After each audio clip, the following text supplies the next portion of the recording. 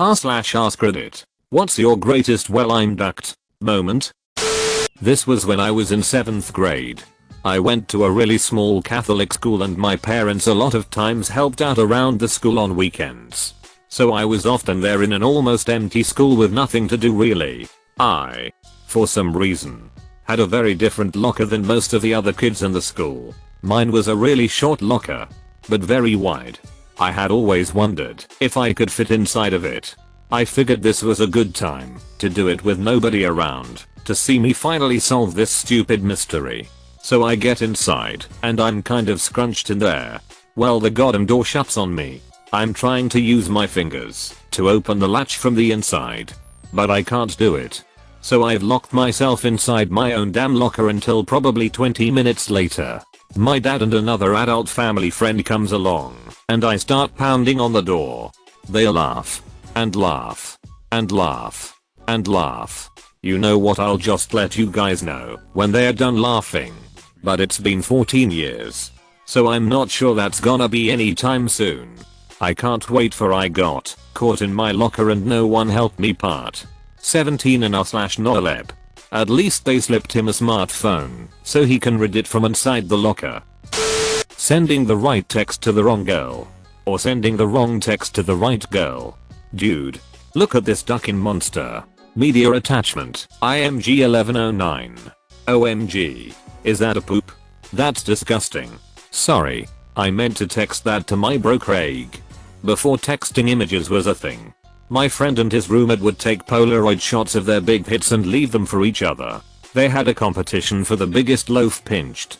A few years after they move out, and both are settling in with their new wife/life, and my friend receives a letter from his old roommate. Inside the envelope is a picture of one of those big monstrous knobby turds with a little toothpick flag sticking out of it with the word champ. A friend called me saying he had been kicked out and need help picking his stuff up. Was doing well in chemistry, the only class I had that morning. So figured I could skip one and go help. Show 2 days later for the next class and they begin handing out graded midterms. That's why you should keep a calendar. Did the teacher let you take it? Did you fail? He did not let me retake it. But I had good grades up to that point and made a good grade on the second midterm and the final. I also did an extra credit assignment near the end which boosted my grade. Overall I probably lost half a letter grade. But my final grade was a 82, so it would have been a B either way. Still one of the worst feelings I have ever had though. Buddy needs a ride at 10 PM. Borrow dad's car, pick him up, and get on the way. Get pulled over for speeding, and as soon as you see the red and blues he says the one thing you don't want to hear. Don't pull over. My backpack is full of drugs you were taking me to sell. That's a quick way to assure they'd never be getting in my car again. He did. But I made him turn out his pockets before he got in. And no bags. He got me out of the ticket. His dad trained the guy that pulled me over. No questions, no nothing. We lucked out big time. On stage. And forget the next 8 lines. Edit. Had nightmares for the next week. You don't forget the next 8 lines. You forget everything. Up until X happens and everything falls back into line again. And I don't mean it the cute way. I mean you forget everything.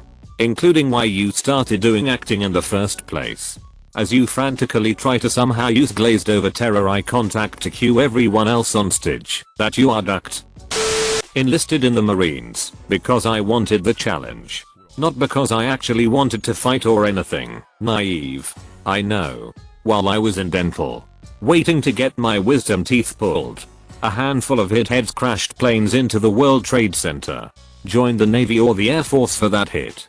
You don't go into the Marines hoping to not get into combat.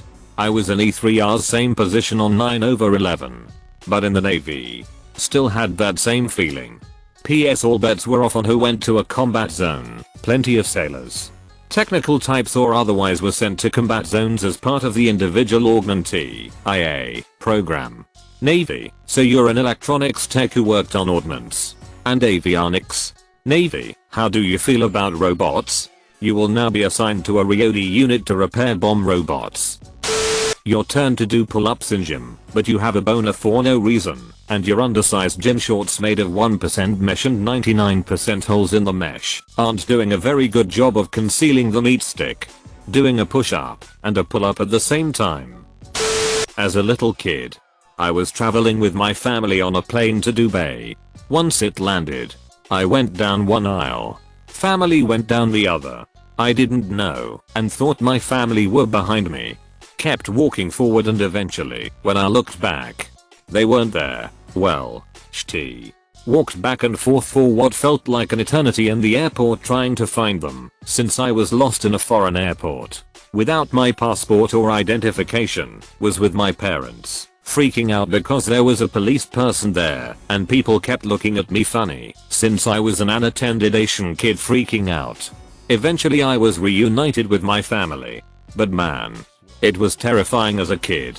Home Alone 60 Bay. Starring Kevin XUI Berry. It wasn't a fart. I know the feels. And even worse. And it was around people. I was teaching. My job interviewer asked me a really technical question about something I lied on my resume. Probably why he asks honestly. I conduct technical interviews. This is exactly why I ask. Probably February 2014, when the doctor told me I have a brain tumor. Or October that same year. 3 months after recovering from the surgery to remove it. When they said it not only grew back, but grew back larger than these kinds are known for, and that it was going to kill me. Are you Redditing from the other side? Oh. It's easy to think that was enough to take me out. It wasn't terminal. It was fatal if I did nothing. So I of course opted to have the surgery done again. Oh, it got a lot worse after that. I lost too much blood on brain surgery number 2 after 16-hour surgery and had to have an emergency transfusion. Then I spiked a fever of 103 when I woke that wasn't going down and threatened to take me out. I was so out of it, I don't even remember enduring that ordeal. Just the pain. Then the surgery/tumor caused me to suffer throat paralysis in such a way that I could no longer swallow food down my throat or keep it from going into my lungs. That meant I couldn't eat or drink. Fourths kept me hydrated, but I couldn't have a peg tube for food surgically put into me because I just finished major brain surgery and my body wouldn't be able to handle the additional stress of another surgery. The doctors told my father this, and he burst into tears saying, "They just killed my son." For the first time since I woke from my operation, I sat up in the bed, pointed to my father, and said, "I live through this." So it was a race. Can I heal up fast enough to get the surgery to have the feeding tube implanted in me before I starve to death? I went 14 days with food and lost 70 lbs. I now know what it means to starve. Of course. It didn't matter because they discovered the tumor was still growing once more. I would have to go through 30 days of intense radiation to try and stop it. This was on top of my physical therapy as I was too weak from losing all that weight and the radiation was also zapping my strength. When I finally finished, I was able to walk, but could not get up from a seated position as my knees were too weak. It took me 6 months to get released back to work, and I still live with the fear that it will come back. Oh.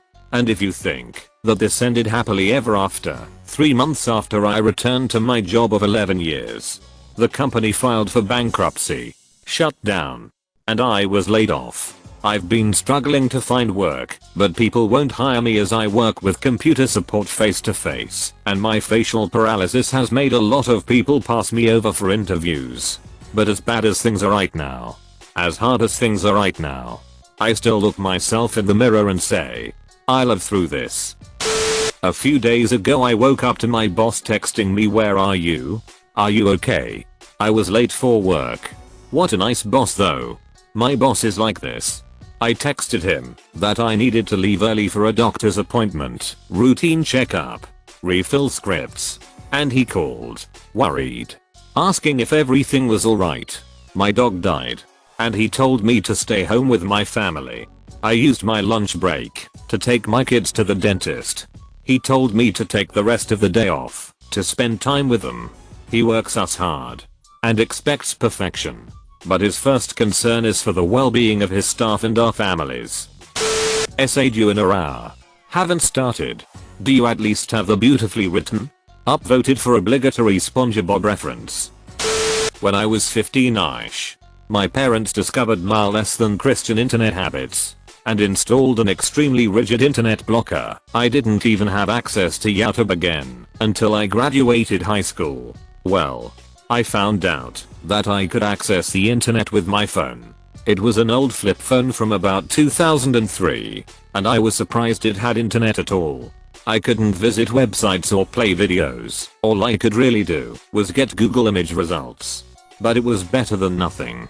Until about a week later, when my father came downstairs and asked, "Hey, I just got a bill for $50 surcharge on one of our phones. Do you know why that might be the case?" Externally, I said nope. And he said, "Huh, I'll have to look into it." But internally, I died. Turns out there's a $1 charge every time you use the internet on that phone. So my options were basically to come clean, or to let them look into it and see the plethora of gay porn searches I'd done. That was a sucky day for Roll Mitch. Let me tell you, my parents discovered my less than Christian internet habits. Okay, porn. The plethora of gay porn searches. Definitely less than Christian. That was a sucky day for Roll Mitch. Deg. I like how he is a kid, but in the situation he answers like I would when I'm at work and I've properly overlooked a task. That feeling you get when you feel your can is on black ice and you are inexorably headed for the ditch. Courtesy of physics. And all you can do is try and relax because you know that it is gonna hurt when you hit. Fortunately I hit a deep snowdrift.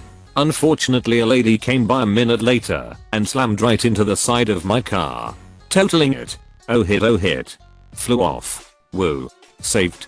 Bam. Fuck. It's fascinating just how many thoughts you manage to process in that small amount of time when you realize you are ducked and there is nothing you can do about it. Try steering. Duck, it doesn't work. Brakes? Damn, no use. Where am I gonna hit? Duck.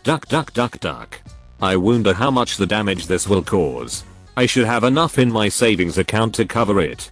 Duck, it's gonna be embarrassing when everyone sees my crashed car. I'm certain my brother will make fun of me and let me hear about this for a long time. It's gonna be a pain in the ears delivering the car to the repair shop and not have a car for a day. Fuck. Absolutely.